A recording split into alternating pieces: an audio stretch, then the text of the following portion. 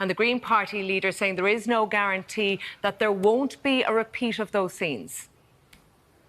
That's right. It's the first time that we've heard from Eamon Ryan since a series of those meetings with Dalton Phillips, the DAA chief executive. Those meetings will continue, as you just heard Richard say, over the course of the coming days. But today we have heard a little bit of a note of caution from Eamon Ryan. We have heard from government and opposition figures alike saying that this needs to not happen again, that the DAA needs to be able to do everything in its power to avoid some of the repeat of the scenes that we've seen in the last couple of days. But Eamon Ryan, when outlining some of the things that the DAA needs to do, says that he is not assured that they will be able to avoid a repeat of last weekend's scenes.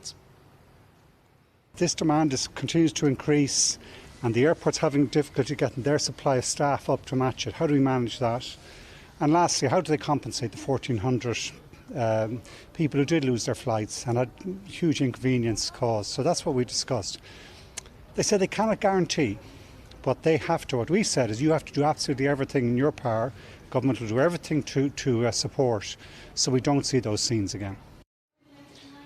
So the government's instruction to the DAA is that it has to do everything it can and that the government will support it. But you did hear there an explicit claim from Eamon Ryan that the DAA says it cannot guarantee a repeat of last weekend's scenes coming into the next busy June bank holiday weekend. And that was the doubt shared today in the Dáil. As you said, Colette, opposition parties raising this on leaders' questions, and none of them too confident about what they're hearing from the government or the DAA. I have to say to you, I don't hear anything from you today as a minister in government which would reassure me or reassure the public that in fact the airport authority or the government have actually gotten on top of this issue. This wasn't unpredictable. Airlines sold flights. It was utterly predictable how many people would be flying out of Dublin Airport at the weekend just gone. So there was clearly a serious problem, a serious failure of workforce planning.